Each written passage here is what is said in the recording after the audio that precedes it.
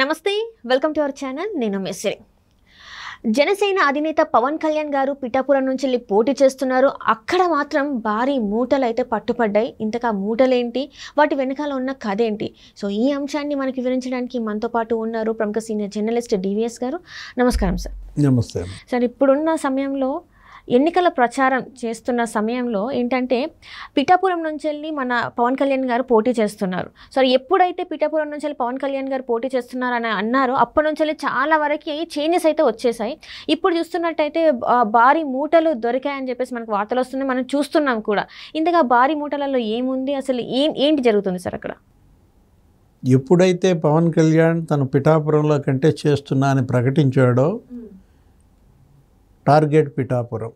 Right. ముఖ్యమంత్రి జగన్మోహన్ రెడ్డి 174 నియోజకవర్గాలు వదిలేసి ఒక పిఠాపురం మీద పడ్డాడు. అప్పుడు దాకా మనం ఏమనుకున్నామంటే కుప్పాన్ని టార్గెట్ చేశాడు కొన్నాళ్ళు, మంగళగిరిని టార్గెట్ చేశాడు కొన్నాళ్ళు, హిందూపూర్ని టార్గెట్ చేశాడు కొన్నాళ్ళు. ఇప్పుడు వాళ్ళ ముగ్గురిని వదిలేశాడు. ఎవరిని? చంద్రబాబు, లోకేష్, బాలకృష్ణ గారు జోలికి వెళ్లకుండా ఎవరి మీద పడ్డాడు? ఇప్పుడు ఇక పవన్ కళ్యాణ్ గారి మీద. పిఠాపురంలో పిన్ను గదిలితే చాలు గందరగోళం అయిపోతుంది అన్నమాట. ఏంటి అక్కడ ఇప్పుడు భారీ మూటలు పట్టుబడ్డాయి. ఆ ఫ్లయింగ్ స్క్వాడ్ వాళ్ళు మామూలుగా గస్తీ తిరుగుతూ చేసుకుంటున్నటువంటి తనిఖీల్లో వైఎస్ఆర్ కాంగ్రెస్ పార్టీ ప్రచార సామాగ్రితో టిప్పర్లు, పెద్ద పెద్ద లారీలు వచ్చాయి. వీళ్ళు వాటిని సోదాలు చేశారు. సోదాలు చేస్తే ఆ మూటలు ఏంటి అని అడిగారు. ఇంత పెద్ద పెద్ద మూటల్లో ఏముందని అవి ఓపెన్ చేస్తే ఆ మూటల్లో ఏం కనపడ్డాయి?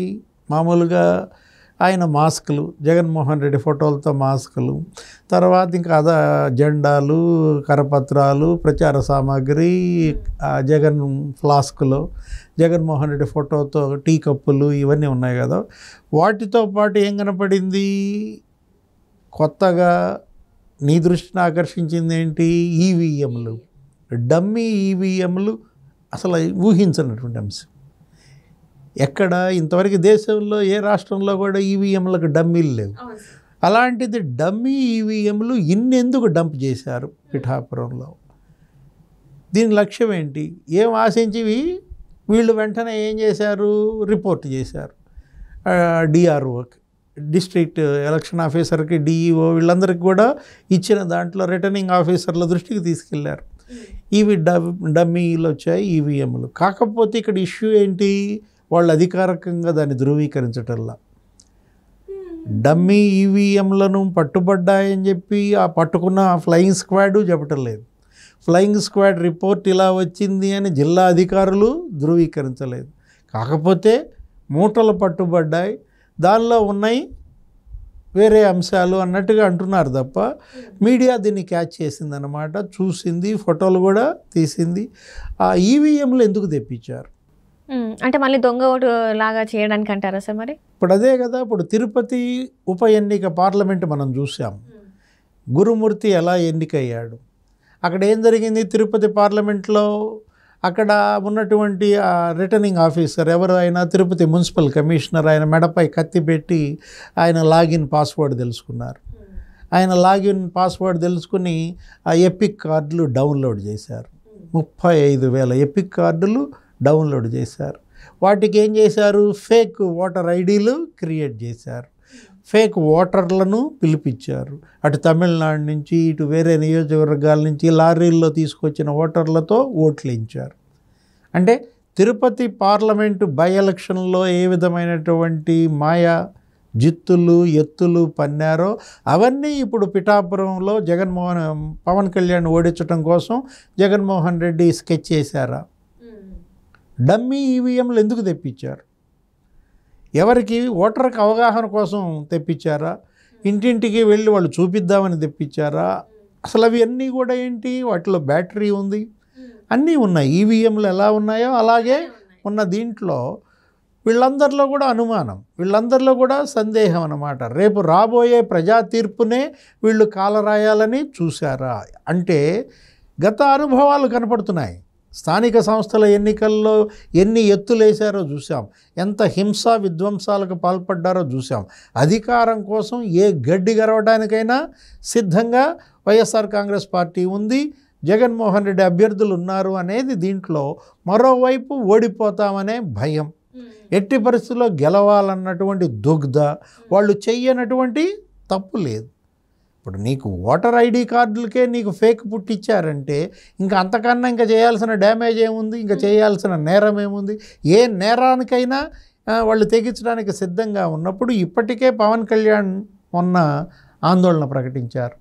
ఏంటి, బ్లేడ్ బ్యాచ్ ఒకటి వచ్చింది, బ్లేడ్లు తీసుకొచ్చి నన్ను బ్లేడ్లతో గీస్తున్నారు, కరచాలనం చేయడానికి వచ్చినట్టుగా వచ్చి ఆయన సెక్యూరిటీని కూడా బ్లేడ్లతో కోస్తున్నారు అని చెప్పి పవన్ కళ్యాణ్ నీకు ఆత్మీయ సమ్మేళనంలో ఆందోళన ప్రకటించాడు. తను పిఠాపురంలో అందరితో ఫోటో దిగడానికి సిద్ధంగా ఉన్నా కూడా ఫ్యాన్స్ ముసుగులో కొంతమంది బ్లేడ్ బ్యాచ్ వస్తోందంటే మనకు తెలిసి ఇప్పటివరకు విజయవాడలో బ్లేడ్ బ్యాచ్ ఏ విధంగా అరాచకాలకు పాల్పడిందో మనం చూసాం. ఆ బ్లేడ్ బ్యాచ్ ఇప్పుడు విజయవాడ నుంచి మొత్తం అన్ని చోట్లకి స్ప్రెడ్ అయిందా? బ్లేడ్ బ్యాచ్ని అరెస్ట్ చేయడం కోసం విజయవాడ బస్ స్టాండ్లో వాళ్ళు 100 మంది ఉన్నారు అని తెలిస్తే పోలీస్ అంతా వెళ్ళింది. ఏం చేశారు వాళ్ళు? ఆ పోలీస్ మీదే అటాక్ చేశారు. పోలీస్ మీదే అటాక్ చేసినప్పుడు పోలీస్ పారిపోయింది. అలాంటి బ్లేడ్ బ్యాచ్ అంతా ఇప్పుడు ఎక్కడికి దిగింది? పిఠాపురం దిగింది అన్నమాట. అంటే ఒకవైపేమో నేరగాళ్ళంతా పిఠాపురం చేరుతున్నారు, క్రిమినల్స్ డెన్గా దాన్ని మారుస్తున్నారు. మరోవైపు ఏంటి, 250 కోట్లు ఖర్చు పెట్టి పవన్ కళ్యాణ్ని ఓడించడానికి ఆయన ఒక బడ్జెట్ కేటాయించినట్టుగా జగన్మోహన్ రెడ్డి, పవన్ కళ్యాణే చెప్పాడు మనకి, నన్ను ఓడించడం కోసం డబ్బు మూటలతో వస్తున్నారు, 250 కోట్లు ఇవాళ ఇక్కడ డంప్ చేసి నన్ను ఓడించాలని చూస్తున్నారని పవన్ కళ్యాణ్ అన్నాడంటే వీటన్నిటిపైన కూడా కేంద్ర ప్రభుత్వం దృష్టి పెట్టాలి. కేంద్ర ఎన్నికల సంఘం డేగ కన్ను వేయాలి. ఎందుకంటే ఆంధ్రప్రదేశ్లో నిన్న చూశారు, 9 మంది అధికారుల్ని ఒక్కసారిగా బదిలీ చేసేశారు. మామూలు వేటు కాదు, గొడ్డలి వేటు పడింది. 3 ఐఏఎస్లు, 1 ఐజీ, 5 ఎస్పీలు బలైపోయారు. ఆ బలైనటువంటి 9 మందిలో కూడా 4-5 సీఎం సామాజిక వర్గం వాళ్ళే. పరమేశ్వర్ రెడ్డి, తిరుమల రెడ్డి, రవిశంకర్ రెడ్డి మనం చూసాం. ఆ గౌతమి కూడా పెద్దిరెడ్డి గారికి ఆమె బంధువు అంట. ఎలా అధికారులు వైఎస్ఆర్ కాంగ్రెస్ పార్టీతో అంటకాగితే కలిగేటటువంటి కీడేంటో నిన్న చూశారు. వాళ్ళ ఉద్యోగాలకే ముప్పు వచ్చిన పరిస్థితుల్లో ఒకవైపు నేరగాళ్ళని దించుతున్నాడు, మరోవైపేమో అధికారుల్ని లోబర్చుకుంటున్నాడు. జగన్మోహన్ రెడ్డి ఎట్టి పరిస్థితుల్లో మళ్ళా గెలవాలి అనే దీంట్లో అనేక రకాలైనటువంటి కుయుక్తులు, కుట్రలు, కుతంత్రాలకి పాల్పడుతున్న దీంట్లో వాలంటీర్లను పింఛన్లు పంచొద్దు అని అంటే దాన్ని అడ్డం పెట్టుకుని కూడా ఇవాళ ఏం చేస్తున్నారు, మళ్ళా రాజకీయ లాభాలు పొందాలంటూ దాన్ని తీసుకెళ్ళి ఎవరికి ఆపాదిస్తున్నారు? తెలుగుదేశం పార్టీకి, చంద్రబాబుకి ఆపాదించి వీళ్ళు వెళ్ళి పిటిషన్ వేయడం వల్లే వాలంటీర్లను పింఛన్ పంపిణీలకి తప్పించారు అని వాళ్ళని రెచ్చగొడుతున్నారు. ఇప్పుడు పింఛన్లు ఆపమందా, వాలంటీర్లను ఆపమందా కేంద్ర ఎన్నికల సంఘం? వాలంటీర్లను మాత్రం ఆపమంది, పింఛన్లు ఆపమని చెప్పలేదు. కానీ వీళ్ళు ఏం చేస్తున్నారు, కొంతమంది అధికారులు, ఉన్నతాధికారులు, సిఎస్, ఆ తర్వాత సర్ప్ సిఇఓ, ఆ తర్వాత సిఎంఓ, ప్రిన్సిపల్ సెక్రటరీ, వీళ్ళందరూ కూడా జగన్మోహన్ రెడ్డి చెప్పిన దానికల్లా తలాడిస్తూ ఇవాళ వృద్ధుల్ని, ఇవాళ మొత్తం అందరినీ కూడా సచివాలయాలకు రప్పించి మంచాల మీద వాళ్ళని వేసుకొచ్చి పండబెట్టి వాళ్ళని ఎంత ఇబ్బందులకు గురి చేస్తున్నారు. ఈ ఎండలో, మండు టెండల్లో వాళ్ళని ఎలా ఇబ్బంది పడుతున్నారో మనం చూసాం. నువ్వు ఖజానాలో డబ్బులు ఉన్నాయా? పెన్షన్ రిలీజ్ చేయడానికి వాళ్ళకి డబ్బులు విడుదల చేసావా? డబ్బులు విడుదల చేయకుండా నువ్వు వాళ్ళని ఎందుకు సచివాలయాలకు రప్పని పిలిపించావు? నీ వాళ్ళని మంచాలు పంపించి మంచాల మీద వాళ్ళని ఎందుకు తీసుకొచ్చారు? ఇవాళ వృద్ధులు వడగొట్టి వాళ్ళు ఎవరన్నా ఏదన్నా చనిపోతే ఎవరు దానికి బాధ్యత? ఇది ప్రభుత్వ హత్యలు కాదా? ఇప్పుడు ఏంటంటే జగన్మోహన్ రెడ్డి ఎట్టి పరిస్థితుల్లో రేపొద్దున గెలవాలి, నేను గెలవకపోతే మళ్ళీ జైలుకి వెళ్ళాల్సి వస్తుందనే భయంతో గెలుపు కోసం అతను తొక్కని అడ్డదారి లేదన్నమాట. ఇప్పుడు పిఠాపురంలో ఈ డమ్మీ ఈవీఎంలు చూసేసరికి ఇది ఒక పిఠాపురంకే తెచ్చారా, మొత్తం 175 నియోజకవర్గాల్లోనూ డమ్మీ ఈవీఎంలు దించారా అనే ఒక పెద్ద డౌట్. Right sir. వీటన్నిటికీ కూడా జనసేనాని మరి రేపొద్దున ఏ చర్యలు తీసుకుంటారో, పవన్ కళ్యాణ్ మరి దీన్ని కేంద్రం దృష్టికి తీసుకెళ్తారా, అమిత్ షా దృష్టికి తీసుకువెళ్తారా చూడాలి. Right sir, right, thank you so much.